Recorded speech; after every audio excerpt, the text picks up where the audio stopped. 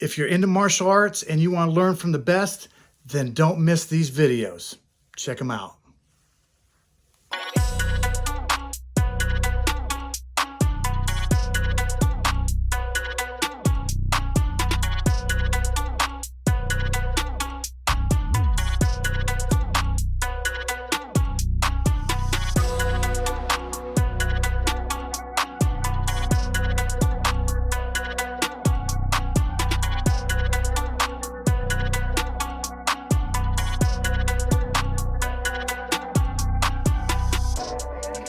We are here with Rafa Santos, who is a world-class Brazilian Jiu-Jitsu practitioner, and he represents the Carlson Gracie lineage, correct? Correct. Carlson Gracie. And tell me, we were with, Eddie Sebastian. We were with him earlier, and he started to tell me a little bit about your history, and it sounded really interesting. Can you tell me, where'd you come from? I mean, how did you get to where you're at now? I came from Brazil. Okay. And I moved here in Florida in 1995, 1996. Okay. Yeah. So I came to study, just to stay for 6 months and end up staying forever. Yeah. So you started, when did you start your Jiu-Jitsu? I started Jiu-Jitsu in 1997, end of 1997. How old were you? Probably about 17, 18. Okay, 17. okay. You started around the same time I did. Not Jiu-Jitsu, but karate. But, so, and who did you start training with? And I started training under William Betancourt, who was under the Ricardo De La Riva, oh, okay. which is Carlson Gracie, one of the Carlson Gracie Wow. black belts, right hand. You got into the Got from the root. I'd say, man, you can't Yes. get better than that. Well, tell me a little bit about what you're doing now, because that's what a lot of people are going to want to know. Well, right now we're just, we are the biggest gym in Polk County. Okay. We have about 3 locations at the moment. We got North Lakeland, South Lakeland, and we have Winter Haven. That's awesome. And we have probably about 20 to 25 black belts under our flag. Really, and let me tell you, as people out there that know anything about Brazilian Jiu-Jitsu, if you have a black belt, that's a real black belt, not one that you can get in 6 months or something. I'm talking about these guys know their stuff, and man, for a dojo or dojos to have that many black belts, that's awesome. Yeah, average for me it took about almost 10 years to get a black belt. Yeah. Nowadays, average between 6 and Yeah. 10, all depends. And that, to me, that's the way it's supposed to be. Yeah. Getting it. I just can't see it's feasibly possible for somebody to get a black belt in a system in 6 months. No. It's just not possible. Absolutely not. 6 years the least. Yeah. And that's the person that's been training every day of the week, 7 days a week. Because back in the days we couldn't train 7 days a week. We train maybe 3-4 days a week. We didn't have that much, that many classes available. So For you, when you train, how does it break down as far as is it all rolling on the mat, or you spend part of the time teaching a technique or learning a technique and then rolling with it, or? Right, we'll start class, do a little warm up, then we'll do some drills, and then we show a technique, and then we'll do live rolls. Okay. And as far as promotions, do you have like a curriculum where they need to know this, or you just, I'm old school. You're old school. I I'm love old it, school. man, because I am too. Yeah, I feel it. everybody with this. You know each curriculum. person because you roll with them. You know Exactly. what they got, what they don't. What. Well, I have nowadays it's not only me that Sure. holds the gym. We Yeah. have usually one of our classes we have probably 5-6 black belts, and we're as a team we make decisions. I could make decisions by myself, but I don't. But I like to pick people's brain, and I always ask the other black belts, what you think about this, what you think about that person, about this person. Yeah. So we are a team with no ego. Right, and you know what? That's a good point, because being in I grew up and trained 20, 30 years probably now, but in a lot of karateka, you know, and I'm not pointing anybody out, but they do have egos, and they posture and stuff. Yep. And something I found about every jiu-jitsu person that I know or have met recently, the most humble people you'll ever meet. And what I mean, well, I believe is variety. You know, if I the only teach class, I think my students are losing because everybody else can teach a little bit different. yeah, You know, I mean, it took me a while to learn that, because of course I want to be the king. right, sure, But with the years, as I get old, it's the more variety we have, the better the team is. You know, I know people that the instructor is the only guy that teach class because the egocentric person. Yeah. You know, not here in our gyms. Everybody, we always that's great. sharing with everybody else here. And everybody feels comfortable, and it's okay absolutely. to just be where you're at. Absolutely. I mean, I think it just improves the team learning from different black belts. Yeah. Everybody has a Everybody different has type something. of body. Yeah. You know, Jiu-Jitsu is a lot of towards body-wise, more technical, more stronger, or more flexible, less flexible, big guys, little guys.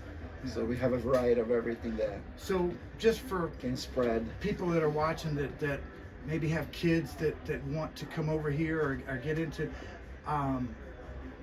why would devil's advocate here, why would they come to learn jiu-jitsu when, you know, they hear all about karate stuff for their kids, you know, and here we got, you know, people, Olympic gold medalists and all this stuff. What do you say for that they would come here instead of there? I say that Jiu-Jitsu is the best gift that you give to your child. You know, first here is they improve on their what do I say? Well, first they come in and sometimes they have zero, they shy. Yeah. You know, they have no confidence. And the improvement of confidence I see when the kids are doing Jiu-Jitsu is unbelievable. That's awesome. And then, of course, we teach them how to defend themselves without throwing a single punch. Yeah. That for me tells a lot. You know, I'm never gonna say that Jiu-Jitsu is the best martial art in the world, because I do believe karate is very disciplined. But Jiu-Jitsu is a mix of karate, Jiu-Jitsu, and so you know. So for the kids program and stuff, you do teach. I mean, is it totally jiu-jitsu on the mat, on the ground, or we is do a variety of stand-up. Okay. No punches, but wrestling, judo, Oh, okay. and then we do Jiu-Jitsu on the ground. Okay. Yes. Cool. So they'll learn from the standing to the bottom without throw a single punch. Yeah, and that's awesome. And it has some of the kids had to defend themselves, and it has been good for them. Yeah, we were talking about that earlier. You know, I don't know what it's like to be a kid going through school now, because things have changed so much. But with social media, you get bullying and all this stuff happening. Oh, yeah. And you know, what a great thing to come to this dojo and learn from one of the best in the world. And I don't know if I'm the best in the world, but second or third best. I appreciate, but it's. But I mean, you know, this man here has got a phenomenal reputation as a great teacher and a great martial artist. And the big thing, I think, is your open-mindedness and humble, and take people where they are. And it's not about being better than anybody else, right? It's just about improving ourselves. Doing what you love. Oh man, that's the most important thing. Is then there's not a single day that this is a job for me, you know, because I love this. Isn't that awesome? Because Yes. you never have to work a day in your life. Do what Absolutely. you love, and you're helping people. Yes, absolutely. Yeah. It's I have taught kids from 3 years old to Oh my you know goodness. 70, 80 years Isn't old. that awesome? It's everybody learn, everybody's happy, and I say that Jiu-Jitsu is the best therapy that there's out there, because once you're in the mat, that's all you think about. You don't have time to think about it's outside, so Yeah. that's pretty good. An hour and a half or an hour that you're gonna take class. Tell you what, it's hard work though. Yes. You're not gonna get. It's not gonna be easy, but nothing worth having should come easy. Yeah. So let me ask you. I noticed a lot of stuff online, you know, about no gi and gi. And do you guys do no gi classes as well? Absolutely. And tell me, what is the difference? Why do you do no gi, and what are some of the advantages? And No gi it comes from the wrestling, and it comes from sambo wrestling, and sambo. sambo, Okay. yeah. So it's a mix, and then we of course we put the jiu-jitsu part in there. But a lot of people like training no gi just because it's more athletic. Athleticism is one, power. It's more realistic to street too. More realistic to street. Myself nowadays, I like the gi better. It slows down more, and the older you get, the less you want to get hurt. So. Oh yeah, hey, And I feel you, man. when I train, I train. I just. I'm like Eddie. When we're ready to compete, we train. And I see that. I see that the mindset. And would you agree that the mind is the best weapon that we all have? Yes. Yeah. And Eddie has the toughest mindset ever. I tell you, Over man. anybody I know. Wow. Hey, guys, you hear that? That is a huge compliment. Yes. When Eddie hears that, man, he's gonna He knows. he's gonna be so happy to hear He's, that. I always, when we go to tournaments, he's always nervous, and I say, "You already know what's gonna happen." He's like, "No, I know." I say, "Yes, you know. You're gonna smash. Yeah. You're gonna smash." It's funny because Eddie and I mean, we grew up, we went to school together, everything. I didn't know him that well, and he was doing his thing, and I was doing my karate thing, and but we've become such good friends, and he is, of course, world-class athlete. I mean, he's only in 60 fights, he's only lost 2 fights. I think it's 90 something now. Really? He says 60. Well, he's he doesn't want to even talk about that. He's humble. Yeah, he's on It's the higher than numbers. that. Absolutely. Oh my God. That man is a tournament machine. He's a beast. Yes. I tell you. But is there anything else that you want to share with people that I haven't talked about? I mean, it's not only about jiu-jitsu. You gotta do what you like. If you like martial arts, any martial arts is good. If you haven't tried jiu-jitsu, try jiu-jitsu. If you haven't tried karate, try karate. Kickboxing. Go to different schools to try schools. Sometimes you're gonna fit in one place and you're not gonna fit in the other. So The vibe, the vibe, people. the people, yeah. And that brings up a good point. A lot of guys already have black belts or multiple black belts in other systems, and they take them belts off and put on a white belt and come in here. Absolutely. Yeah, isn't that amazing? Amazing. Yeah. Yep. And wow, man, I tell you. And of course, if this place was here when I lived here, I'd be one of your students. All the good stuff happens when I move away. Still got time. Hey, still do, got time. man.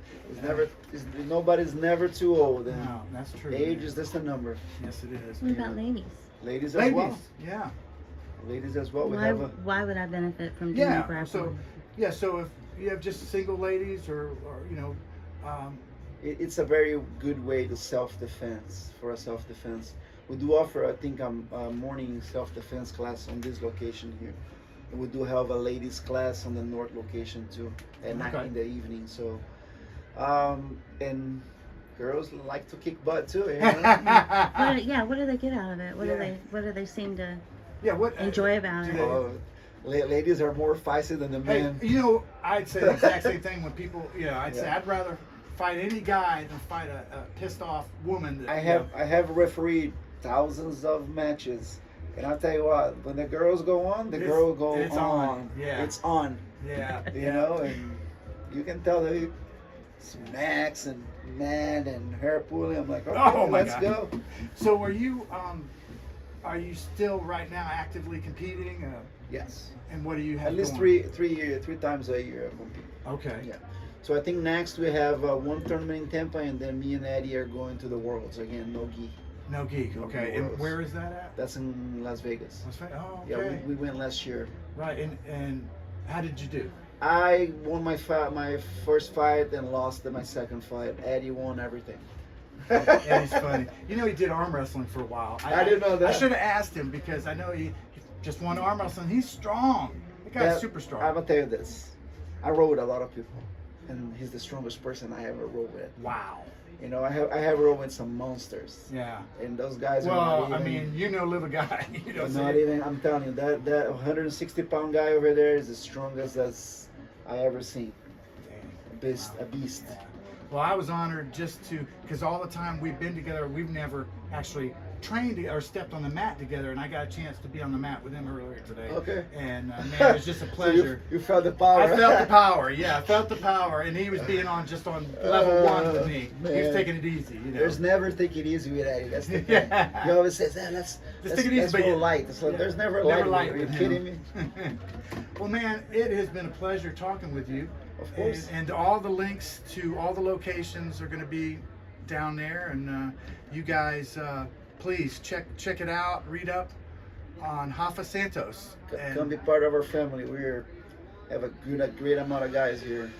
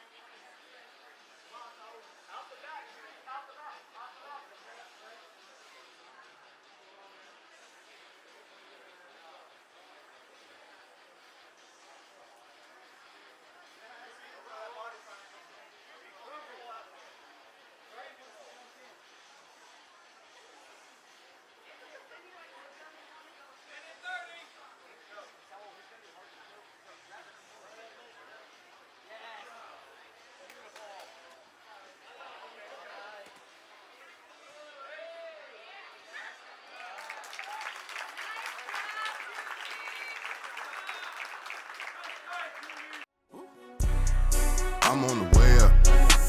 I'm on the way up. I'm on the way up. I'm on the way up. Been a long, long time coming, but I'm on the way up. Been a long, long time coming, but I'm on the way up. I'm on the way up. I'm on the way up. I'm on the way up. I'm on the way up. Been a long, long time coming, but I'm on the way up. Been a long, long time coming, but I'm on the way up.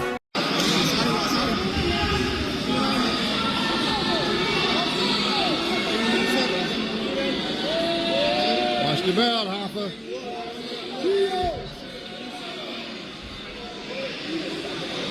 Hoffa, can't hold on to the belt too long.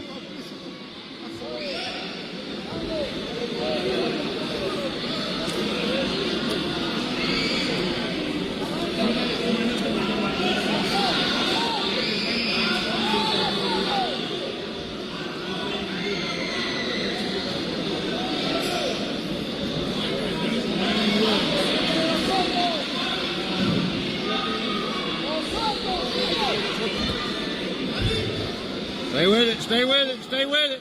Hoffa.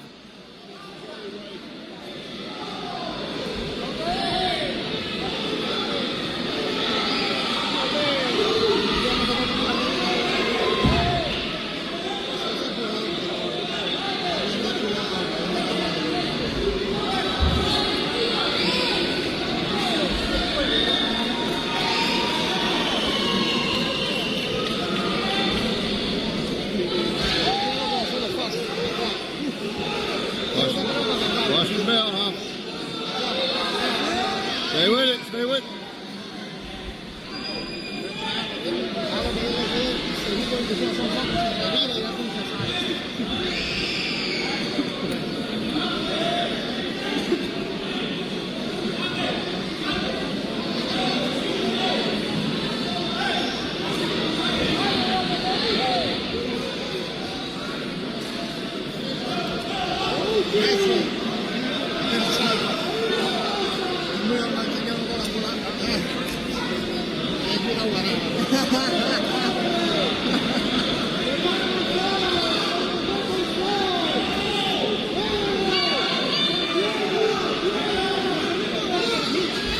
gonna get you for stalling, bud. Yep.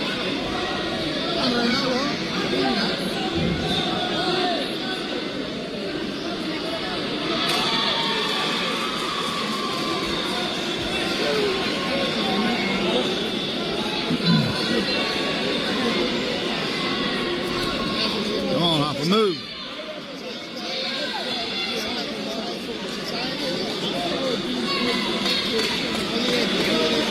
Quick sweep. Up, up, up.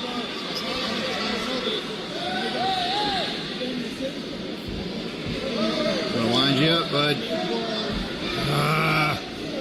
Stalling. Gotta attack.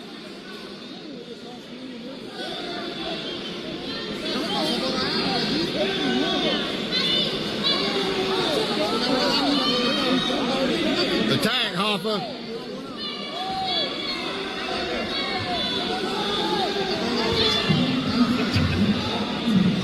Stalling call again. Turn him over, side control.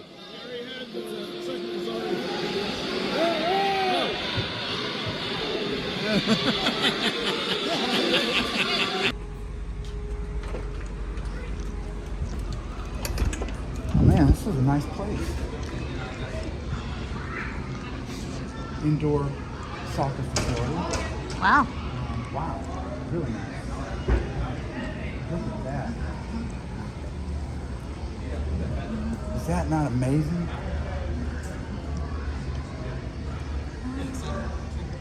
Wow. Unbelievable.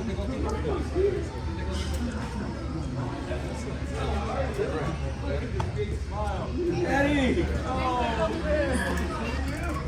Oh, how are you, Joe? How are you?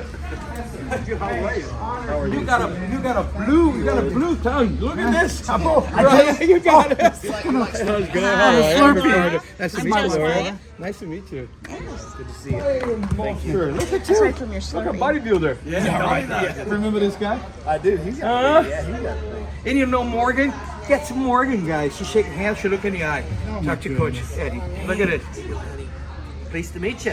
What do you do? Shake your hands, everybody, right? Hi, sweetheart. Right there. Hi. You look in the eye. Look at her. I love You're that. this guy Beautiful. too. Xavier. You know Chief Ryan? Shake hands and look in the eye. you, sir. Actually, I was telling them the story that one of my fondest moments with you was whenever we were in your office and to actually be able to see the ADCC trophies and then see, Tyrone Woodley's belt over, and then for you to tell me, yeah, Marcelo Garcia was sitting there about 2 days ago, Yes, and I it said, because I played so much jiu-jitsu after Marcelo, and that was just, he was my biggest inspiration. Watching him, I said, that's the way that I want to be. And Eddie, he's such a great individual. Oh, he is. I met him. He's even better. He's a great martial artist, but He's a great human being. He's amazing. He's Always not, a all smile on what his he is who he is. Yes. What you see there on a TV, that's Marcelo. Just see what you see is what you're doing. Yeah, for him, Great, yeah, 100%. We went to go train at his facility, and the same person that I seen in all those videos was the same person that Ryan and I met. Spent some time. So he's in Hawaii now. Baby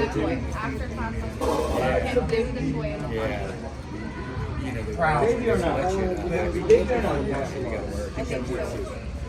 We were kind of rogue. Yeah. So you yes. It is technical advantage. Think about it. To me, blacks are see blue. So we thought it helped us fight with this.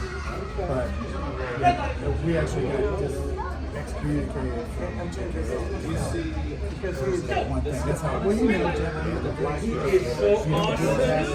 He's a bro. He's so awesome. Let's go help with you. That's why Where's your shoe? got away from any kind of organization. You gotta help me When you sense it. The mix is well. it's good. You think you can do that?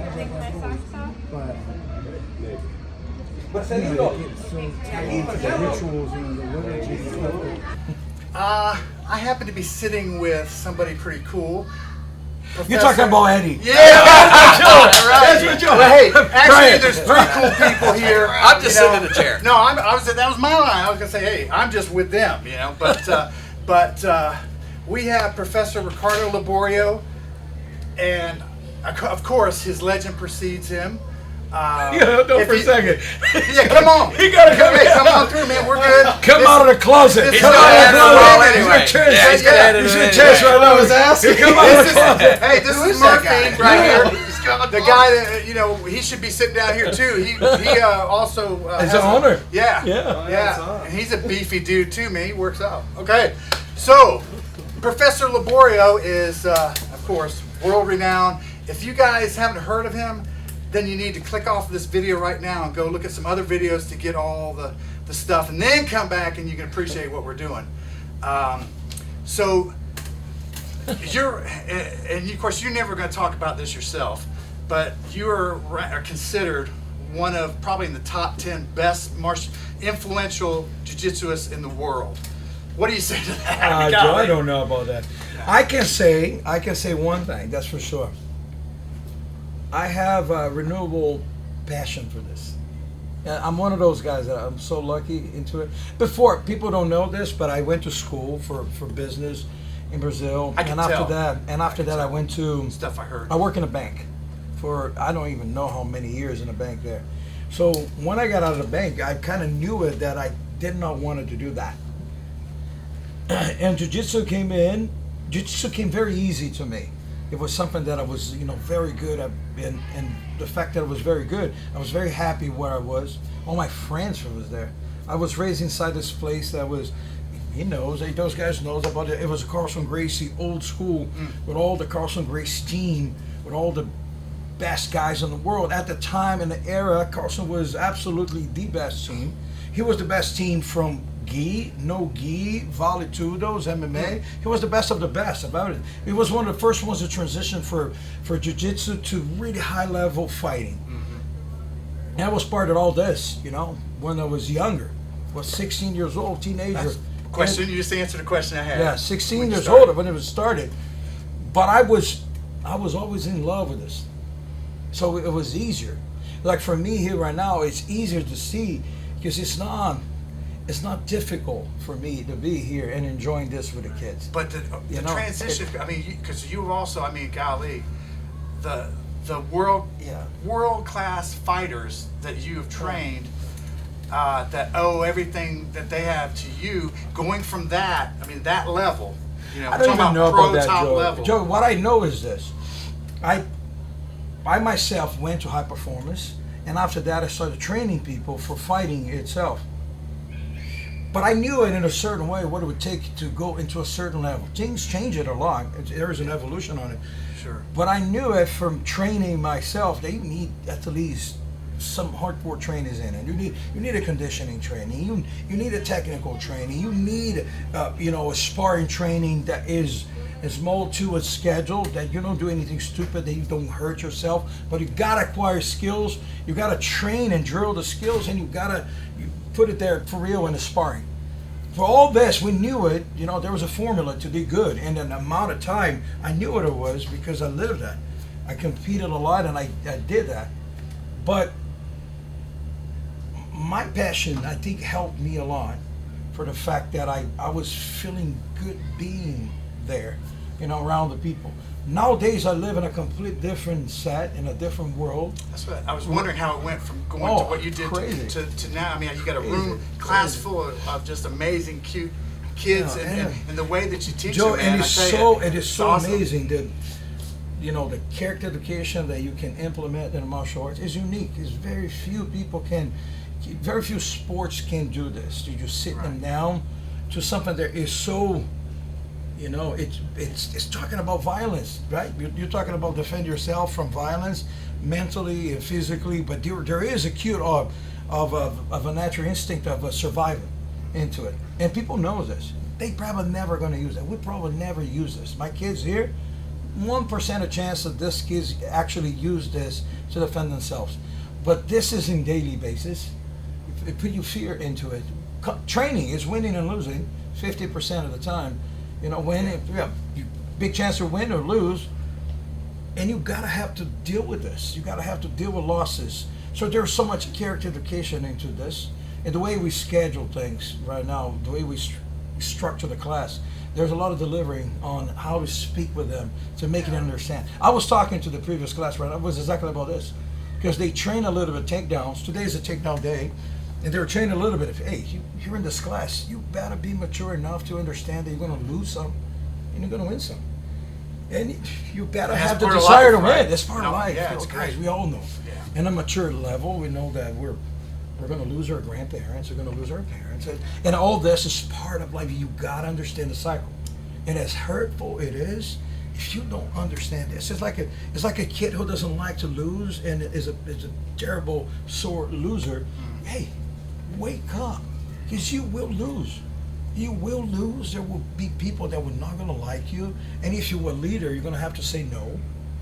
And if you're a leader, a lot of what people think of you can be harder and is stronger than what you think about yourself. All those things, but how you deliver this in class, that's the goal. And I see the difference with the kids, man. It's just amazing to see them flourish with that. I saw it in 5 minutes. You were teaching a kid, and to me, this is the beginning, the end, the middle, everything about all of our martial arts. It should all be reflected in a bow. Yep. The bow. And I can tell somebody's level of experience by how they bow. In fact, I predicted all kinds of fights one time just by, I didn't know anything about the fighters, and I just watched them bow. And I always picked the person that knew it a little bow. You could tell that they felt that was part of their art, that they were bowing, and 98% of the time they won each match. You know, because that's, you know, but Joe, but you know, some of the kids, their parents got so, because some of the kids here is the first time that the parents are seeing the kids bowing and showing respect, you know, showing honest and true live respect to something.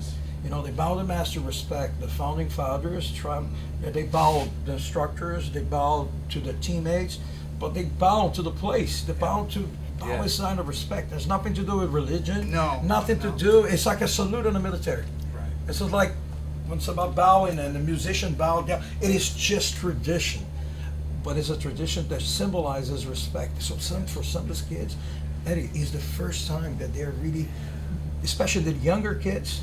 And you see it. And you see it. And you tell them, do you understand what I'm saying? May he, yes, sir, no, sir. And they're bowing and say, yes, sir. For the parents, this is the first time that they hear something like this.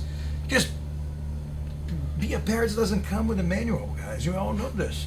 You know, and we learn this because we're more into the pedagogy of things, of teaching the things. And when we do this, you see these kids progressing.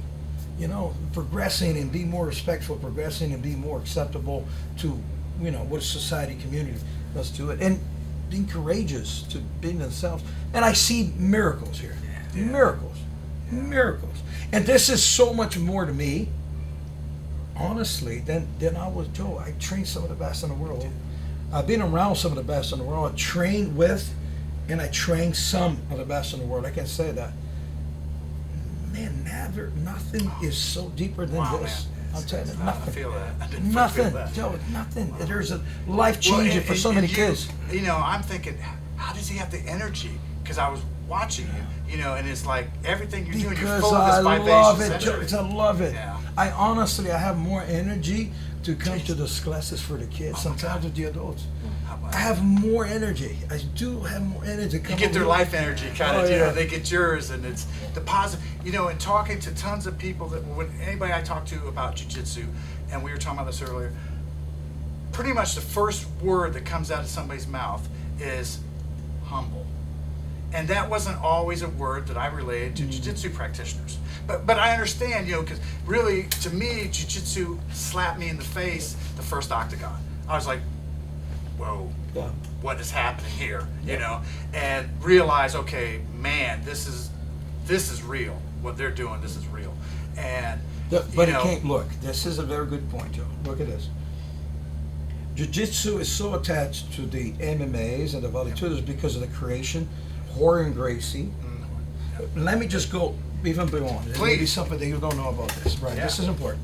In 1991, there was a clash in between Luta Livre and Jiu-Jitsu in Brazil, in Rio.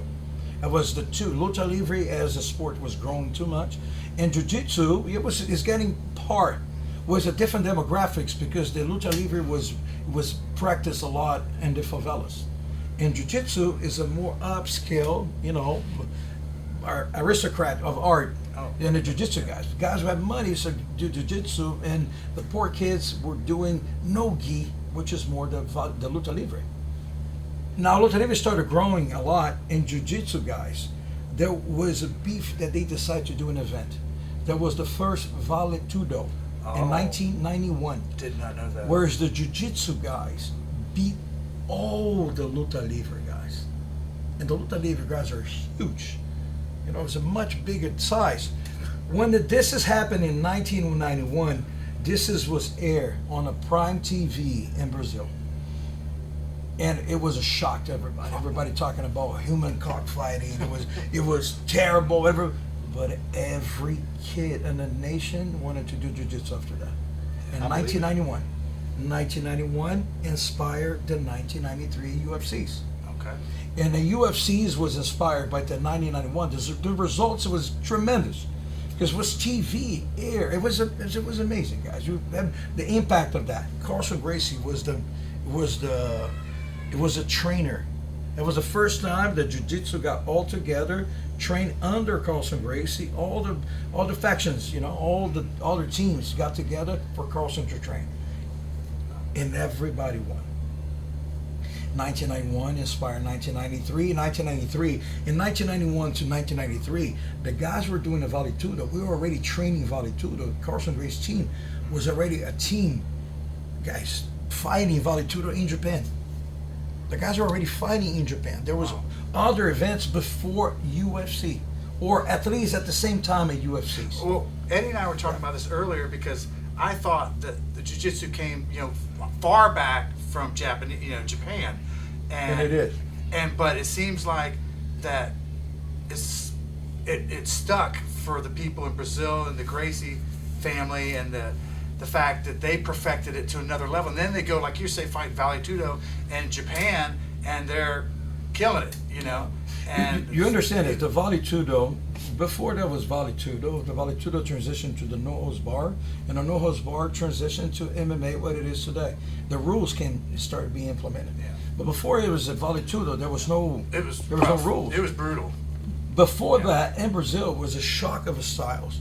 Let's put a Jiu-Jitsu against the Luta Livre, Jiu-Jitsu against the Capoeira, Jiu-Jitsu against the Karate and boxing and everything else. We already existed this there. It was like the movie Bloodsport. It was something like this. Yeah. But even before that, there was not an event. So what other guys were doing is the Jiu-Jitsu guys scheduled with someone, with the Luta Livre guys or the Capoeira guys, and they go to one school and those guys fight. They just do it. Yeah. Wow. And that's pretty common there at a time in Brazil. That's the and real it deal. was very common here into 1990s when really Jiu-Jitsu started being popular after UFCs here in America.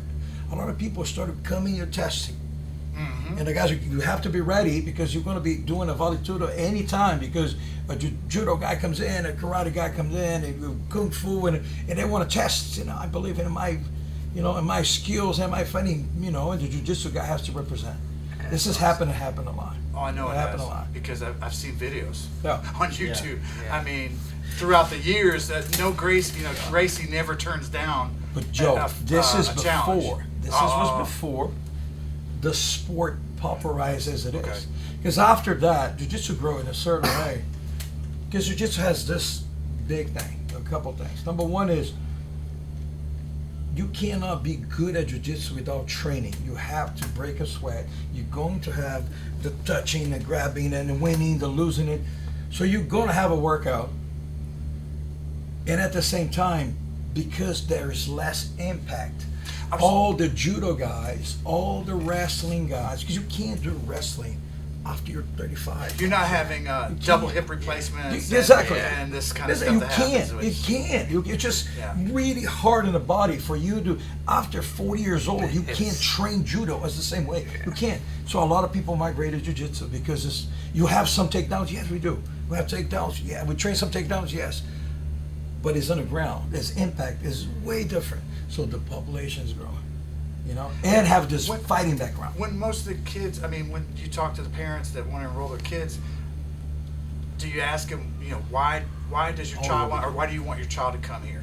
What are some of the answers they give you? Oh, the vast majority of parents, they don't have much knowledge of what the martial arts is. Number one is. And there's a couple of situations. Now it's even better. People understand it's jiu-jitsu in a certain way, but they don't know exactly what it is. Jiu-jitsu is divided in 4 branches. There is the jiu-jitsu self-defense. You can see it a lot. There's weapons involved, the sticks and the knives and, and things. The self-defense part with Helio is to do it a lot. There is the jiu-jitsu with the gi, the competition that we have it. That is a big champion, Brian. Those guys competing on it. That's true. And there is jiu-jitsu no gi, which is the grappling. The no gi has the part is different than the grappling because the rules are different, but it's a no gi. And there is jiu-jitsu for MMA, which is pretty different, but not just because of striking, but so it's, the stand-up. There's a stand-up, there's a striking, and there is the ground and pound. And there is no engagement. You don't need to engage in an MMA. The guy doesn't need to be inside a guard to pass the guard. No, you just move himself out of it, and you got to deal with that. So all those branches are being taught. You got to have elements of all of this. Well, something you said that I watched of an interview of you. You were saying, and this shocked me. I tell you, I got to say, I learned more in 30 minutes of watching this one interview about that you did with. I can't remember who you did it with, talking about business stuff and how to run. A school where you can, because I've always thought of either you run a martial arts school where you teach it the correct way, it's too hard, most people quit and you go broke, you don't make any money, or you water it down, you give out belts and you get the money coming in, but you're teaching crap, and those two things, but that's not really true. No. Okay. No, See, it is not. Yeah. You have to have program. One of the things that I had a chance to do it at the American Top Team there was we have programs from 3-year-old kids, and we have after school programs, and we have the beginners intro classes, fundamentals class for little kids, and it goes to evolve up So to you're getting them up to the UFC world champion. But you're getting them at a really good age.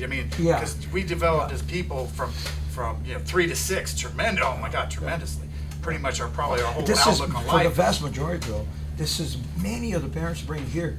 It is the first encounter with any sport that they have it, which is amazing. This is the first time you see a 3-4-year-old kid really actually, when we say attention stance, when we say defense stance, when we say yes sir, man, yes sir, and they say yes sir, and you have to shake the hand and look you in the eye and and pay attention and show confidence. We were smiling when we were watching. If somebody would have taken a picture of the 3 of us, we were just like, we were just, man, it's just great But Joe, to see I it. did not know all this. I'm telling you this right now. This was a process of researching.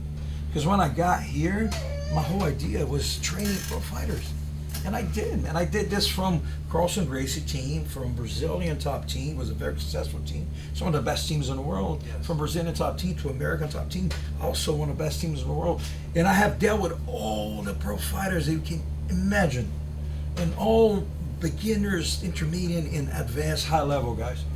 Many different personalities, many different problems you can even imagine dealing with a high performance. But the structure, I knew it. Even from Brazilian top team, I knew it.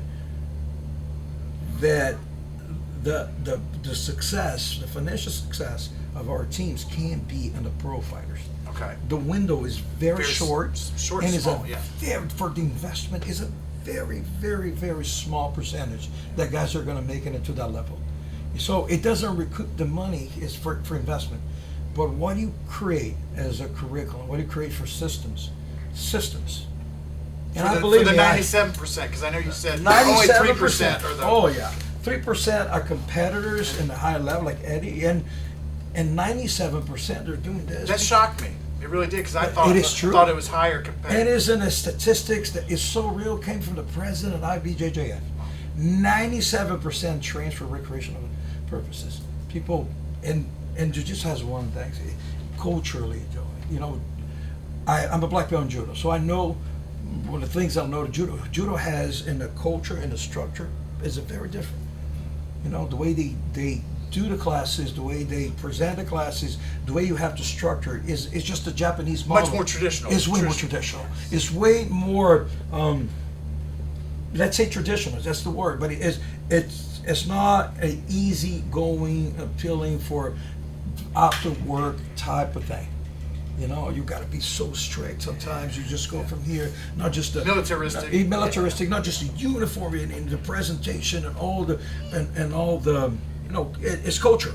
It's culture. If you And I'm understand sure, Japanese culture, I feel like, I mean, there is a place for that a little bit. I mean, because There is. we've been, through Japanese systems but then going There to, is. something like going to a friend of mine, Ray Dionaldo. I don't know if you ever heard of him, but he's a world class. He does Kali, Arnis, the Philippine arts, and he's laid back. So when you train with him and you ask him to show you something, he'll never show you anything the same way twice, because he's not really showing you a technique. It's just, I don't know. It's like you learn how to flow with techniques, and it's like footwork. He said, don't worry, the footwork will come. This is what we're doing and stuff. But you can ask questions. That's not, Kyosuke, nothing.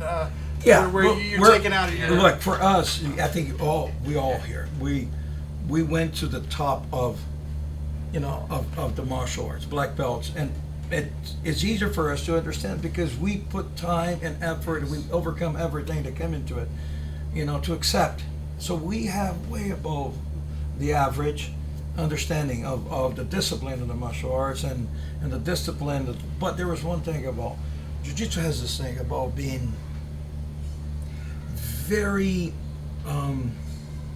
gamified. Let's put it this way: if you know the rules of Jiu-Jitsu, if you're a white belt, and you know the rules of Jiu-Jitsu, number one, you know what a tapping is. Right?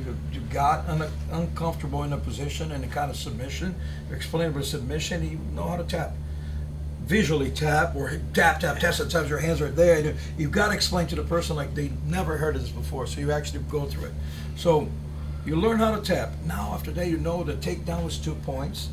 Passing the legs, which is passing the guard. The person on bottom with your legs, you have the guard. You pass in the legs, you pass the guard. This is 3 points. 3 points, 2 points takedown, 3 points for passing the guard, 2 points for knee on belly, 4 points for mount position, 4 points for back, 2 points for sweeps. It's when you reverse the position. Once you know this, if you're a white belt and you know this, and you know from station to station what the score system is, you can play the game. And it's a game. After that, it's a game. It's a game. After that, you try to win. The submission finishes everything, but you keep trying to win. But at the same time, you're training. You're training martial arts, and sometimes go unperceptive because you're probably never going to use this, right? Unless you're law enforcement or military or you're a bouncer. You're probably going to use that. But if you're not, you're probably not going to use that. Probably never. I know that I've been doing this forever, and I never. Usually, that's it. Percentage. And I'm from Brazil. That's amazing. Yeah. Because I wouldn't have believed Yeah. that. Well, I have my share of fightings, but usually, okay. believe me, it wasn't me starting. No, but you finished. That's my dad always say. Hey, I don't want you to ever start a fight, but if somebody starts a fight with you, I do want you to finish it. I really feel like a lot of people walking into a jiu-jitsu school, they're just looking for something fun to do, to stay in shape. I very rarely, and Eddie, I don't know about you, but people walking into the school in Lakeland, do you have someone walk in and say, I'm here, I want to become a world champion? Correct. There's like, I just want to learn something. There are those guys. I used to have this a lot. at the American Top Team, we used to have this a lot. Even today, I got people coming looking for, can you teach me? I want to go to UFC. Reality is this: if you don't have a system of how to introduce people to the martial arts, because when you introduce them to this too, a lot of those dreams go away when discipline isn't. You got to learn. They have discipline. Number one, discipline of losing it, and discipline to acquire the skills. So you're going to lose a lot. You know, just spend some time here. You're going to see it. You know, I have said it a million times. You want to really be a fighter? Go to this first class here. This is the intro class. And they go for the intro class. Everybody go upset because they want to jump into the pro fighting. They want to just skip all that stuff. And when they go to the amateurs and they see the amateurs are 10 times better than them, you're like, what? You know, the amateurs, the guys that really not even pros, the amateurs are better than them. Like, oh, I got to understand. Now I understand a little bit. So they have to learn the ABCs to jump into. Okay, after you acquire the skills, you have some fights, now you go to a pro fight team. Otherwise, you're just going to be, fresh, fresh meat. Yeah, and obviously, they're losing it, man. I have seen this a million times. A guy came in and wanted to do it, and all right, come over here. And you put it against a good guy, and a good guy uses as a fresh meat, as a stepping stone. And a guy that's really winning nothing, he just learned that he has to learn more skills. But to learn more skills is not maybe in the high performance. High performance is to sharpen the skills. You've got to learn more in certain classes. You've got to learn certain classes. A little bit about that the other day. You know, you're either, when you come in like with that attitude, wanting to be good, and you experience that for the first time, it's either going to break you or motivate you. Oh yeah. You know, and I think a lot of guys who stick with it, they get motivated by the losses, and it doesn't break them. And we were talking about a story in my life, with a person that was world class, and he started at probably 2 or 3. As soon as he was like being born, he was probably started. Right? But Philippine martial arts, and I went to his house to train him. I was already a brown belt in Shotokan, and I was already fighting full contact and everything, and that kind of training. And I thought I was a little something, and go over there, and after working with him for a couple hours, I literally cried on the way home, because he made me feel like I didn't know anything. I was rank beginner, and by the time I got home, my mind had worked through the crying part and being depressed about it, and going to wait a minute, he's a friend. He'll teach me. If a person can do it, I can do it. Joe, that's it. And so, like you said, it didn't break me. It motivated me to step up. And man, this gentleman helped me so much. Working with me, and so yeah, definitely. Joe, I'll tell you the lessons of martial arts. This is amazing, like you said, but it's not everybody who thinks the same, Brian.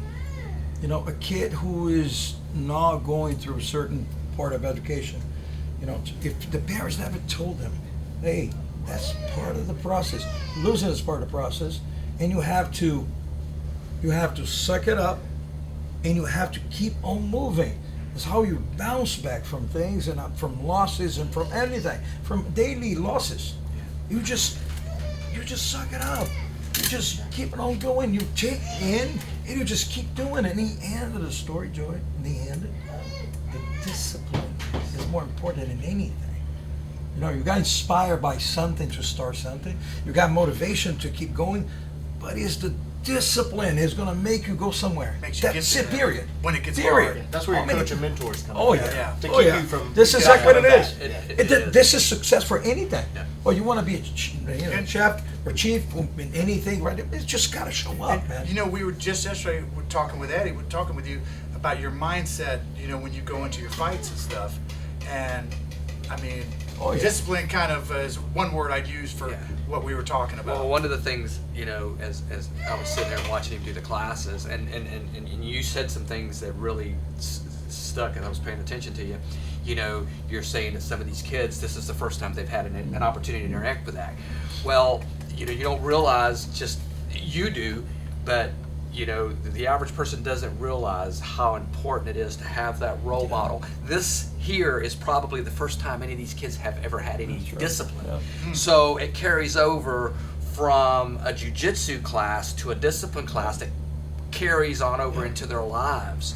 So they come home, and after a while, there may be more, and I know you've probably heard this many times, my child is more respectful, my child is, Yes. and it starts with that small bow into that room. And you know something I noticed, and this is, I mean, to me, just blew me away, is that within a couple seconds, you would explain to them why they're doing the bow. You know, in a lot of hard style systems, traditional systems, they just make you do it. They make you do all kinds of stuff, but they'll never tell you what you're doing or why you're doing it. Whereas you just put it all together in a few words. Believe me, believe what I'm saying. I am not the creator of this. No.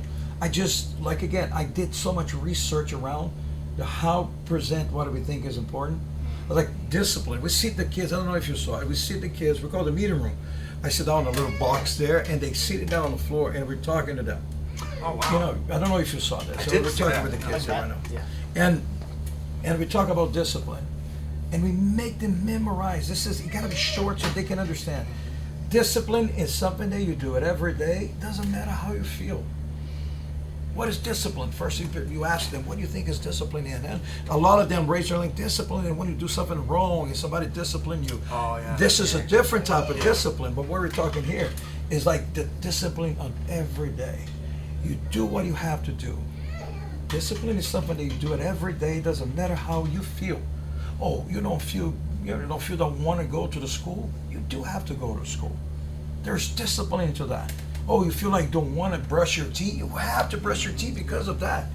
You know, and from there, the idea of discipline, and after that, of self-discipline, that no one needs to remind you what you have to do it.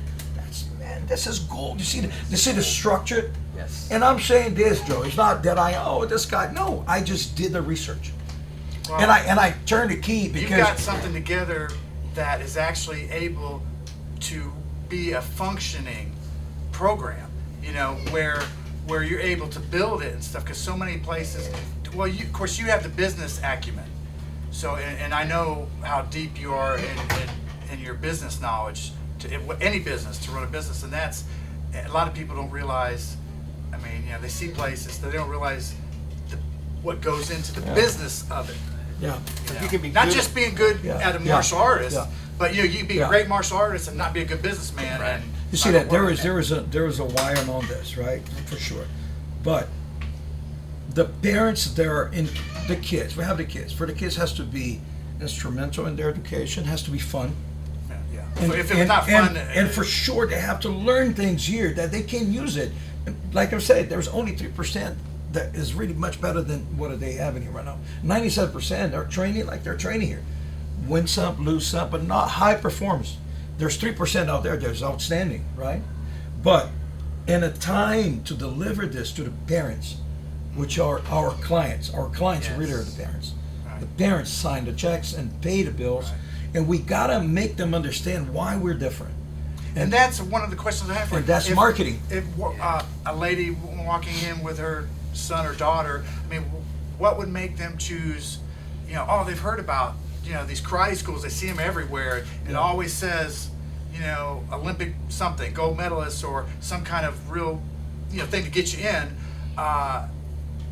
Why would they choose your place as opposed to that might be more advertised or more in their psyche from watching movies or whatever? But honestly, Joe, there is a lot of this. The difference for us is like we do have the systems down. Yeah. So we do have a standard operation and procedure for marketing. We do have a standard operation and procedures for sales. We do have a standard operation and procedures for class structure. And we do have a standard operation and procedures for retention. Okay. You have to retain these people. You got to make them understand the why, but in the end, the difference is number one. We love. It's easy to see, Joe. It's easy to see. It's easy. Yeah. It's the passion. It's easy. I'm really fortunate to love this, man. I love what I do, and I worked in a bank before, and I was a manager in a bank, and I would never be very good at being a manager in a bank because I was never passionate about this, man. I never really liked being a bank. Making good money and everything else I would never be happy, 100% happy. You're doing what your destiny to. Oh yeah, I'm doing it when I really choose it. Yeah. And COVID, Joey, came for me very much like this. COVID was really hard. because I had a lot of things and even a little bit of, property investments that everybody stopped paying. Yeah. Even the school, I was so, we're in the UCF, we're so invested in the school at UCF. Right, the guys went there a couple times. We had at one point 1,000 students. Yeah, I want to talk at UCF. about that too. Your UCF program. Way before that, in the COVID time, everything went away. Yeah. Absolutely everything went away. And I have to breathe in. I believe in God too. I'm a man of faith, so I believe in God, and I believe that there's something. When you're under control, you got to bow to something powerful than you, and you just gotta. It is what it is. You trust, and you just gotta keep on moving. It's like a loss, and the high performers give you a lot of this because you can't just you cry your losses a couple hours and you move on, man. You just keep going, and you got your losses. You just come back in the next day. You show up on the next day. That's what you do. That's what you do in life. You want to be successful in anything, just show up on the next day. We knew it about this. That's powerful. That is powerful. It is. You punch the clock. That's what you do, Joe. Something really bad happened to you, superior power, and move on. That's it. You see what you do. It's nothing else, man. Believe in something else and just keep moving. And I truly believe, 100% I believe in this. But I'm very fortunate because I did something that I really, and COVID came as a golden ticket for everybody who's not happy about it. I can change now because COVID came in, and so you made it a positive. Yeah. I mean, really. I mean, I love it, man. We were doing training. Remember, guys, in my garage.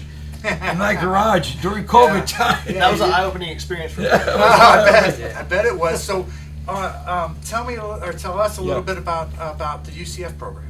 The UCF How did you program. get it? Oh, so this is what happened. Because that seems like, it blew my mind when I said Jiu-Jitsu in college, and it's wow. Yeah, it was so wonderful. So how did it happen? And it's something that I have a lot of passion for. So UCF.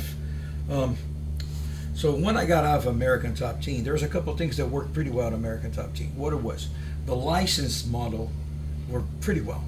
The license model of having a brand and really license the brand out. But I started working in a couple of the standard operational procedures because you got to give them something. You cannot just leave in the logo. You got to have help in being successful. How you make money, how you advertise, how do people come in and how you get information. You really make a sell. How do you structure each class or classes for age groups and for the criteria of how serious you are and how young you are, and how deep into the martial arts you are. All this is a class structure, and after all this, you still have to retain everybody, because after the excitement, you still have to make understand that they're part of a community, and from that, you got to create events to bring everybody in. And there was a lot of science. Right? There's a lot of science, but there's a lot of science about this, a lot. And I just study a lot. I did study. So it makes a lot of sense. It's in today's day and age, it's almost a necessity.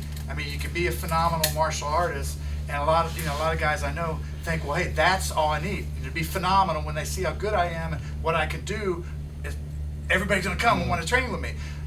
No, that's not how it works. No, that's not how it works. You can be phenomenal, but It is not how it works. I'm hearing that you need an education in business. Oh my gosh. gosh.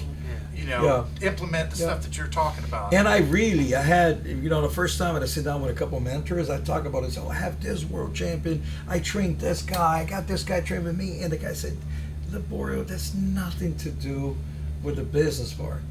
You need systems. And when I start systems, what exactly is the systems?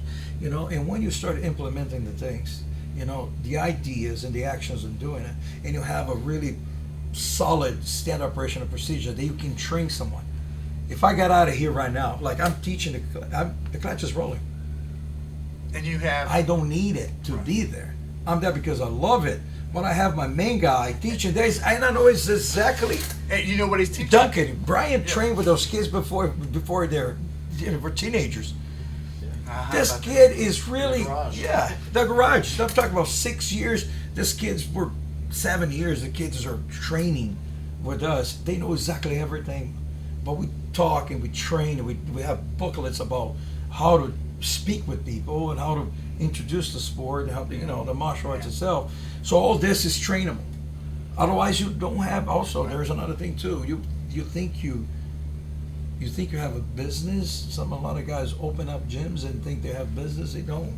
They do have a job.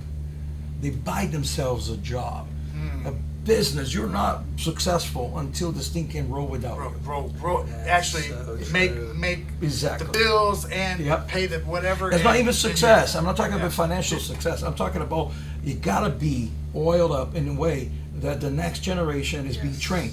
Yeah. So we it's educational. You train the people from the front desk. You train the people from the back hands. You train the people from teaching the classes. You train people from the marketing. You train everybody, Man. and everything is rolling down. Yeah. So we do have constant classes about this. So we don't need it to. Another thing too is never successful until you can replicate. Otherwise, you don't have success. You have a good enterprise. So I have a great enterprise here because I'm here. Right, but till you But replicate, if I yeah. got out of here and I open up a new school, this thing has to be successful. Right. And it has to be successful because the systems are bringing people in, and people are happy, and the schools are doing the same. But and then you have a successful business. And a successful business, you can sell it. If it's not successful, you don't have anything. Right. If it's just a logo, okay. If the Right. logo gets out of there, what you have it, or if somebody who's very influential and to a point there, if you take this figure out of there, you don't have a business, you have an enterprise that works well because that person is there. So this has to And be that working without me. That limits someone's success if it all revolves around how much they can do, Correct. right, and be at. Because it's like a guy that mows a lawn, and he's all by himself. How many lawns can he mow in a day? That's his cap. Yeah. But if he starts training a crew of people that do it correctly, then he's That's starting it. to open up a little That's bit. it. And I feel like everything you're saying, it helps build that culture.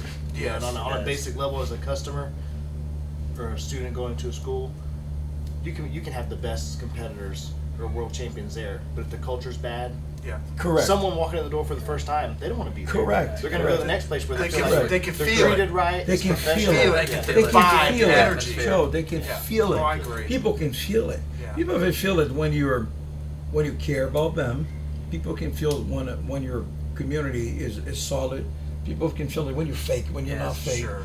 For me, it's like I had a big advantage also because I grew in certain level. That I competed against some of the best in the world. I built up some of the best team in the world, so I have the format of the high level here, building up higher level. So I know there, but I'm happier right now teaching the 3-year-old kids. So And that's something that is for me. This beautiful, man. I'm telling you, is- watching you work is beautiful. And I love it, man. This is one of the things about it. It's like, and it's hard because I do like it a So lot. I want to play beginner here, like I don't know anything about jiu-jitsu or martial arts, and I want you guys to think of a nuts and bolts question to ask Professor Laborio. I have one, and it's just going back when you started training your first 5 years. What exactly did your training look like? You see, for me, look, Day to day, I mean, what let did me you just do? tell you how I end up doing it. Well, beginning is this. I started martial arts with 4 years old. I started doing judo with 4 years old. And I stopped judo when I was like 10 years old, something like this. And I always liked it. And I started surfing because in Brazil it was big time. Surfing was a big thing. So I started surfing, but I want to go back. I could never like too much of a team. I was so bad with soccer. I'm the only Brazilian guy who's soccer. What? Yes. Come on. I'm so bad with soccer, Joe. I automatically Can't figured believe you were it. good at soccer. But I'm Never. wrong. Okay. I can't save my life. So I could never like too much of the team sport for some reason. I prefer. I've always, even in the Olympics when I was a kid, I was always looking at judo or wrestling or boxing. For some reason, I like that. When it's all on make or break, it's on that one person. I don't know why, but I always was driven towards that. And I tried to do taekwondo when I was younger. Before I did jiu-jitsu, I did taekwondo. You did judo too. I did, yeah. Judo was a very young. But right when I take a break from martial arts and I came back, I came with taekwondo first. but I could lift my leg off the floor, not even 2 inches. You know, so from there I said, man, you can never be good at this thing. There's no way. With Taekwondo, they're known for some pretty good kicks. Yeah. So I decided to do boxing, and I started doing boxing. It's just when I met Ju-Jitsu. But Ju-Jitsu, not in reality, when I met, was my first girlfriend. I had my first girlfriend. I was 15 years old, 16 years old. Oh boy, there's gonna be, folks, it's gonna be a good story now. And I'm all ears. And her uncle was one of Carlson Gracie's black belts. His name is Rosado. He was the first red belt from Carlson. Oh my God. And Rosado was her uncle would say, man, I saw this stocky and short, stocky kid. I said, man, you look like you're going to be good at jiu-jitsu. You got to start training with us. So this was a Sunday. Monday, I went to Carlson Gracie. And I never stopped. So basically, the girl went by the wayside. Oh but yeah, the jiu-jitsu stayed there. Yeah. Until today. I got the Coral belt, right? After Congratulations, thank by the way. you, very thank you. congratulations. After 31 years at black belt, you go to Coral belt. But the guy who brought me to jiu-jitsu, Rosado, gave me my Coral belt. Oh my God. He's 80 years old. That He's is 80 amazing. years old. Wow. It's amazing, man. It's Man, what an honor. You know, that'd be amazing, man. It's something that I'm very happy about it because it was such an honor to have him, you know, start me up and give me, because when you go to Coral Belt, you're master now. Before that, he's a black belt. You're a professor. Now you're a master on it. And you go to apologize. No, don't worry about it. Just everybody. Don't worry about it. I don't really care about this. But in reality, that's when you really actually, you know, and there's very few Coral belts. There's a very few Coral belts that, you know, really start in the beginning of everything. I'm learning right now. No, it's all good. Because I'm the only one. I'm probably one of the only ones who are actually teaching in daily business. Yeah. You know, the vast majority of Coral belts they have their own schools just for a while, and then probably, you know, going around, but they're not in daily basis teaching. Yeah. Well, they're getting older too. Yeah. Getting older. Yeah, But there's less than 40 purple Coral belts. Oh my God, really? Yeah. But something like this. I don't know exactly how many, but there's not many. There's not many in the world. Ever.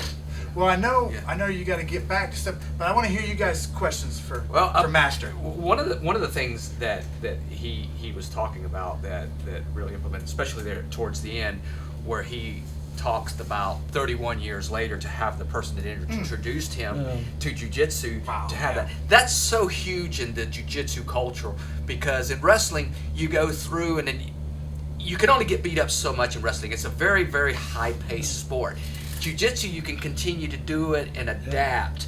And there's something to be said about having the model that you have here, because you're taking these kids, and like he was talking about the kids that were rolling 6 or 7 years ago, when, you know, when COVID, 5 years ago, when COVID was around, and now he's got them teaching them. You have to not only have a school model, but you have to have a business model, and you have to be able to put it all together, because at the end of the day, your goal is to not only be successful running a school, but you're also making an impact on these kids' lives. Huge lives. And what happens is that just as he got his Coral belt from his I know what you're going to say. person that brought him in, there's going to be a time. Yeah. There's going to be a time where these kids that are teaching now are going to do the same thing. It's a generational thing. It continues to loop over. And that's the beautiful thing about jiu-jitsu. You don't see that in wrestling, and I come from a wrestling background, because when you get done with wrestling, if you're a high-level wrestler, you may go and teach at a Division I school, or you may go and teach wrestling at an MMA school for pro fighters and teach them that glitch of takedowns and glitches and holds. But at the end of the day, jiu-jitsu and it is so special, because you take someone at 4 years old and they eventually get their black belt, and then you watch them progress. And they are going to do the same thing that you had done. That's such a beautiful story. It's a beautiful cycle. I think the most important thing about what we do is the build of a community. Yes. The community. Which you do a lot for the community. I mean, you do different things. You see that for me, I was always community oriented. I'm very family oriented, community oriented. I really am. This is something that's natural to me. So it's that's how when you get old, man. No, but you know, Joe, keep it rolling. You know what I think you're thinking about, because look at this. But for us, Eddie went there, you know, Brad too. When you go to competition, it's about winning. Winning. Now I know what I was going to say. When you go for self-defense, it's about surviving. And what does somebody in a tournament, what do you consider winning? You're beating an opponent. Yeah. That's winning. But in a self-defense situation, winning could be just surviving. It doesn't mean you beat the guy down and you're standing on top of him. You know, it is surviving. Surviving and protecting. Or run away or protect your family. You're right. So running can be winning the fight if it's the right thing to do. And there's so much more into this that you know sometimes we don't teach here that we should have done a little bit more. Sure. That's what there was a branch of Ju-Jitsu. There was the self-defense part. That you were talking about real self-defense. That But works. if the guy headbutt you, if the guy poke you in the eye or get the knife, all those things that we don't do it in a daily basis. Well, your stuff is recognized. I mean, police organizations use your curriculum in that section that you're talking about for their pain compliance and their restraints, hold downs, and stuff that they're taught. So The joke is changing now. Is it? It is, because before, I don't know if it was political or not, but there was a lot of the curriculum from all the martial, you know, Brian probably know, this is law enforcement, you know, or in a certain way, you guys are so involved with that.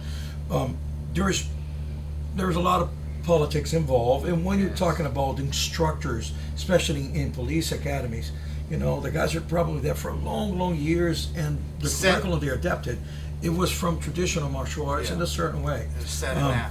The difference right now is that everybody recognizes that a police officer, let me say law enforcement, you know, whatever is enforcing the law nowadays, the chances are that you're going to put your hands on someone to put handcuffs is way higher than not just shooting but also punching someone. So Jiu-Jitsu comes into a place that you know that you're going to be learning how to band, not just control the guys on the ground, take the guys down, control them on the ground, and in a certain way, you know, attach positions in a way that can be safe to put handcuffs on them. And it's not everybody is doing like this. There's a lot of law enforcement still that don't train, mainly because of the ego, Joe. That's true. That's a shame. That's a shame. I think we talked about this last night. I feel like, you know, you see all these videos online, not just law enforcement officers, just people defending themselves. You see videos and you're like, man, 6 months of jiu-jitsu training, I feel like they would have been totally different. Yeah. Control, Absolutely. outcome, not Absolutely. And people wouldn't have got hurt. Eddie was saying yesterday, you know, it's a little different, you know, if you're trying pressure points or you're an expert kickboxer or whatever, and you're impacting people, you're going to hurt them. I know of people that have hit people and they have hit their head or whatever and died. You know, so with jiu-jitsu, you can control the situation. Takes whatever you need to with the least amount of damage to the other person. You got those two guys. Let's say because it's not. I believe you probably encounter situations that you have to restrain people or push them away for some reason. It's not your job completely, but probably you arrive in the scene and it's still convulsing and people there, and you gotta you're there to help. People recognize you're there to help, but you still have to separate the angry mob or something like this. I believe it. But imagine two black belts like those guys here, how they could easier control somebody who doesn't know how to fight. Yeah. But just because pin of them, their just pin them on the ground. And easily. You know, instead of, there's a lot of, but I think there is a movement right now, and the Graces that does, you know, with all the teaching of the new, the police headquarters, and there's a lot of movement and changing the curriculum to get more jiu-jitsu adapted because it's less violent. Yes. We all know this. Yes. And it helps to have a curriculum because I was telling you, Joe, yesterday, personally, I've talked to police officers and said, hey, if you ever want to come down to the, you know, back when I did karate or judo, I do all jiu-jitsu now, if you ever want to come down and train, man, if we can help you on the job. Some of them had said to me, and maybe there's some officers out there that just know more about this, I just got to be careful what I learn at the school. Correct. Because if I do it in the field, it could say, hey, you were not trained to do this as an officer. Correct. So having a curriculum, that you're seeing curriculums come out by a couple But Brian, let's be honest here. Let's be honest here.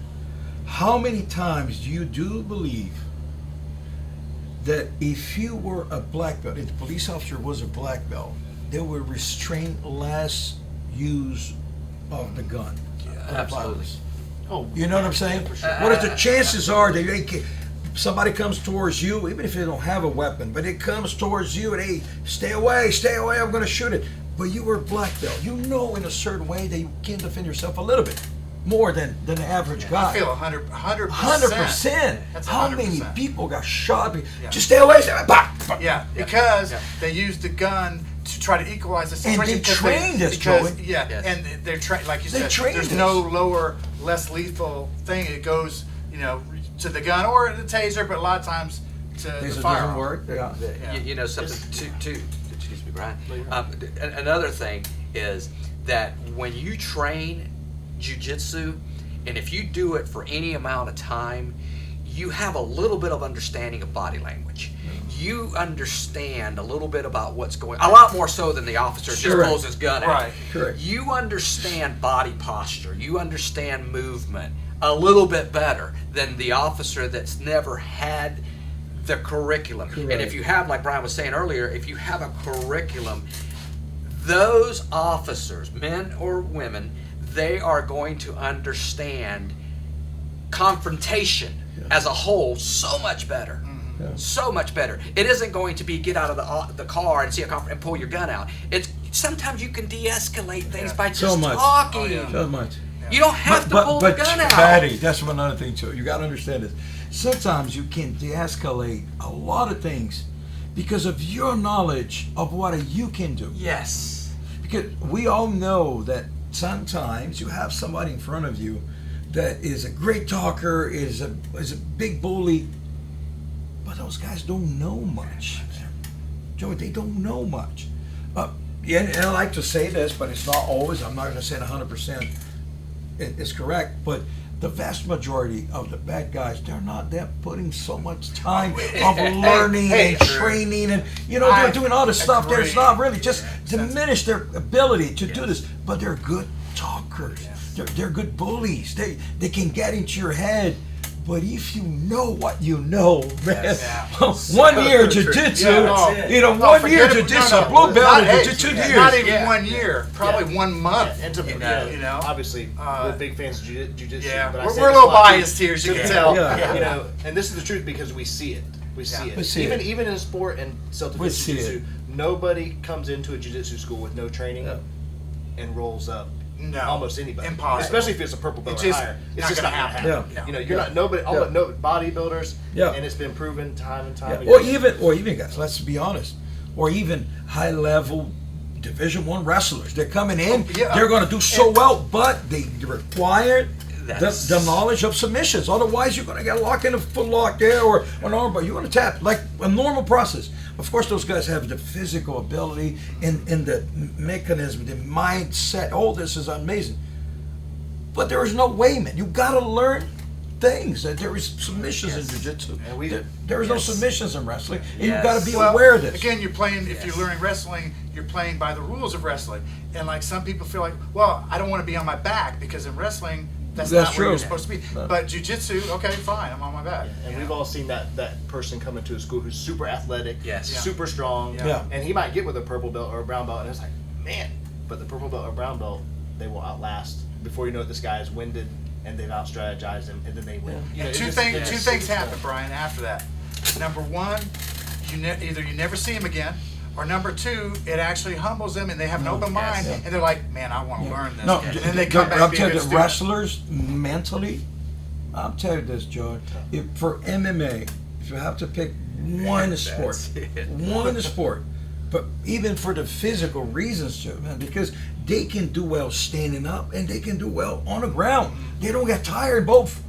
You got a very good striker. Bring them down. They're gonna be, two it's all another game. feet of thumbs out. And put a jiu-jitsu guy in an MMA fight, he's standing up against a good striker.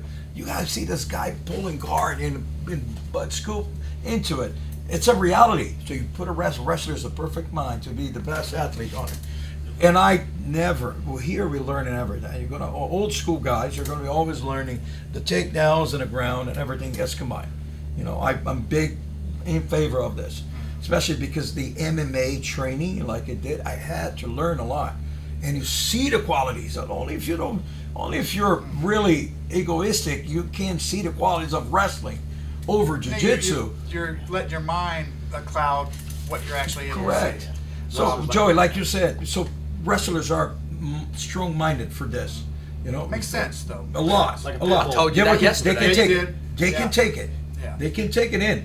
And if you don't take it, probably not a really high-level wrestler. So Because a high-level wrestler has this thing, man. They're gonna get beat up, and doesn't matter what, you come back the next day. Man. But the difference is, the high performance in jiu-jitsu or MMA are the same.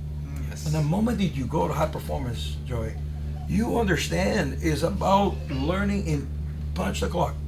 You'll understand That's it, That's discipline. it. It doesn't matter how you feel, man. You go back there. Right back to it. Yeah. You go back there, and That's you had a bad discipline. day. Okay, go home, strategize, do this and that, but you come back, and you have a date probably for the performance. You have dates for the performance, and you have to talk be about making your realistic goals and yeah. yeah. And To once see you have a progress. date, Yeah. once you have a date, you Yeah. understand that the journey is for the date. Yeah. So it doesn't matter how bad you did it here, because when you go for the date here right now, you got your MMA fights, you And got if your you world accomplish championships. what you plan to accomplish, even if you don't win the fight, Yeah. but you accomplished the training and everything you need to accomplish to get there, man, that's a win right there. I mean, that's big. But for And those guys, one person gonna it's- lose, one person gonna win in a fight. But there's one thing, Joe. For those guys, is high performance. Is whatever it takes for you to win. You have to have the desire to win with the understanding of the journey. You have to understand that you will lose. You will have a bad day. You'll be sick. You'll be sad. One of these days, you're gonna get your butt kicked, and you just suck it up. You were saying about UCF and how you got UCF, Yeah. got into UCF, and what kind of how You're right about that. So kind of how I felt. got into UCF is like this. I knew it when I got out of American Top Team that the license was the best model to make money Okay. into that. We got it, and you have to create something. For that, I wanted to find the best people, more, excited people to work with, and affordable too. So I thought of university. I live 15 minutes from UCF. Yeah. So this was curious because initially I made a research and tried to find out who was connected to martial arts in university. And I ended up with one of the professors, with Dr. Fukuda. Fukuda, yeah.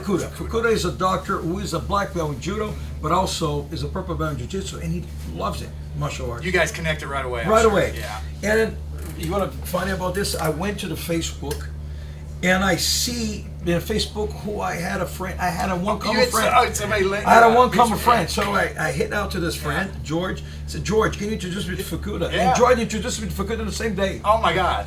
We went had lunch the next day. Oh, really? And I told him Wow. about this. Well, I think it's interesting. What are you thinking about a class of jiu-jitsu, Brazilian jiu-jitsu? And he loved it. And he said, let's do it. And this guy really gave it. He was a gamble because he had to attract interest from the dean and From it just people wanted that to have extend- no yeah. martial arts Yeah, knowledge. no knowledge. Why of do we anything. want this And here? why this guy? Yeah. So I have to present it for me because I don't have a master's degree, so I have to present everything that I had in my academic life, and I got into the university as extraordinary ability because I won the world championships and things that I accomplished, and so I have to present to the university. It was a process. It took a while, but it was a process. It was amazing. And They- when they we came built around, up, though. They came around. Joe. And when we started with one class, one day a week, with 30 people or something like this. And after that, in the end, I passed to Armand, which you remember Armand. Armand is my boy.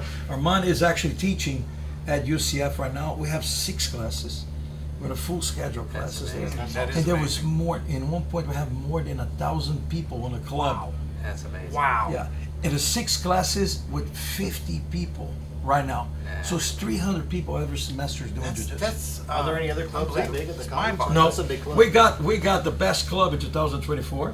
Okay. And there is not. Oh, there is one club there as big as the E Club. Playing video games. So that's it. Yeah. So what you do, jiu-jitsu and play the video game Yeah. at the same time? Like, Well, a lot of okay. those guys probably do both of them. Probably could do it. Yeah. So, is there any question or anything that we haven't talked about that you'd like to talk No, about? Ryan's supposed to ask a question. You were right, Brian. You Oh, never yeah, got your question. It better be good. I guess I would just ask, I'm sure from the start of your martial arts career, 4 years old doing judo and getting into being an adult, to today, there's got to be, a handful of highlights that you could think of, and how have you changed from when you were 20 years old to today, just the mindset? That's a good question. Yeah, there's so much. Well, I was raised inside this competition team, right? So I lived a life of being an athlete and going after the dream as being a world champion. That was the dream. I wanted to be a black belt world champion, be the best in the world one time, and I accomplished that at one point. Taught me a lot, because even being the best guy in the world, I got voted, it was the first world championship, so I got voted the most technical black belt in the world. So this awesome. was a big standout for the thing. Yeah. But that doesn't mean everything. For me, it was like seeing that. For me, I have to find a reason to be around my community. Being around the Mets. And you can't be training anymore. I'm almost 60 years old, all beat up. I have so many injuries from previous stupidity That's of a training. question I didn't want to ask it, but I was curious. Oh, I have so many injuries. I got so many stupid things I have done, and for lack of experience or wear and tear, 100%. Yes. So for me right now, this is therapy. For me right now, this is 100% mental health therapy and doing what I love to do, man. I choose to do in my life. This is, of course, it has to be something successful, because my competitor side is to be the most successful in the world in anything that I try to do. It's something that I really pursue. They can't go without saying this. So I'm going to try to make the money. I'm going to try to be the best school around. I'm not into competition anymore, because I had lost so much time with family. Because in one time, guys, you know this. You guys know this, right? For me, it was every Wednesday I'm traveling with a fighter. We had 130 fighters in UFC. So every Wednesday I'm traveling with a fighter. Thursday we cutting weight. Friday we weigh in. Saturday is the fight, and Sunday I'm coming back home. How many weekends do you think I have lost without my family with us? And at one point was so much that I have to accommodate my family first. And I said, no, I can't do the competition anymore. I have to concentrate here in life skills and social skills and character education in the gym in our community, but I gotta be here. I can't travel like this anymore. It costs me a lot in terms of family. Many birthdays and, oh guys, I can't even tell you how many times I live and I travel the world. I've seen a lot, Joe. I've been in 57 countries. Wow. 57 countries. Wow. I've been everywhere. That's awesome, though. But it's at a cost. At a cost, and there's no replacement of time. Yeah. So for me, a lot of things change it. Number one is, if I can tell you that I am so much happier now than I was at that time. I personally think, God got you there. Oh, like for all of us. God, yeah. I mean, I have a few things in my life that happened, but if they had, not happened, I wouldn't be 100%. right here. I wouldn't be the person, or I might not even be here at all. 100%. So, I mean, I used to think they were bad, but I realize that was made God. you. Yeah. That was God making it. Right. It is the blessing. Yeah. It is God. It's like that fact that you said that sometimes I call it slipping in. You slipping in some sort of thoughts. You lost a match, right?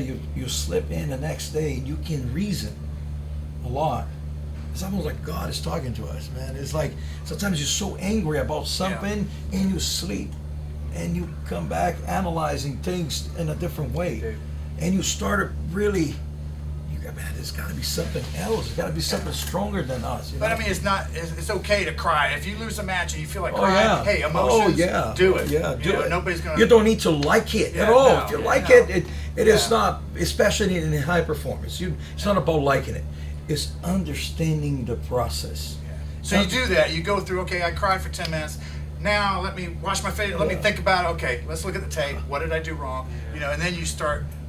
Joe, so you go through all the whole cycle. If I tell you some of the names that I have seen it crying on a match, all those world champions that you have seen it, crying, including me, getting out of the match crying and thinking, man, I had a terrible day.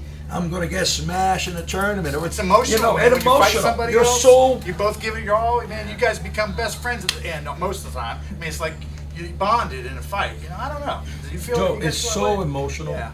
It's so emotional that the coach itself, when he go there, they're not cornering you. You're just really giving your best to accommodate those guys.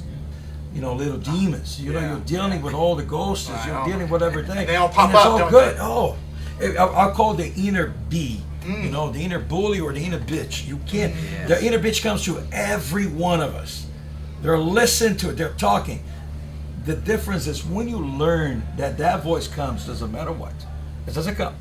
But you know that you're going to do what you're going to do. Doesn't matter what. That's the power of discipline. It does not dominate you anymore. And one point, because you will come to anyone. All of us. You're going to compete, you will come. Oh, you're going to lose fast. Or you're going to do this. You're going to embarrass yourself. Whatever. Oh, God, that inner bitch is going to be there. You just don't listen anymore. Before you make this big, enormous, So we're gigantic fighting a fight demon. against ourselves. Well, you don't fight get it. in the ring. You just don't fight it anymore. You just know that it's going to be Right. there. It's coming to every and single one of us. You just don't listen anymore, and you just do what the disciplines tell you to do, and that's the success for anything. Thank you for that. That's the a success powerful for anything. man. Wow. Have That's we true. not had some fun? My God. What's the name of your school here now? Hey, good, Brian. See, Brian knows the important stuff to ask. Here? Gotta add that, yeah. Martial Name of your Arts school Nation and you're moving. of Lake You've Nona. got a Oh no, new- it a is. new location. It is Martial Arts Nation of Lake Nona. Okay. Yeah, Martial Arts Nation of our brand. And is there a website people can check Martial out? Arts Nation of Lake Nona. Okay. All right. And also, you're going to see down below all the links to everything that you need to know about what we've been talking about. That's it. Thank you. Thank you so much. Thank you, for those man, guys. You're awesome. Those Thank guys, you, man. Those guys are my brothers here. Yeah. Thank you. Thank you. Those for guys are letting us here. do When this. you talk about those guys, blast. they're Thank you. calling us, man. This is your house. Man, You're thank here. you. Thank You're you. All right, more than guys. welcome. We'll Thank see you you, next guys. time.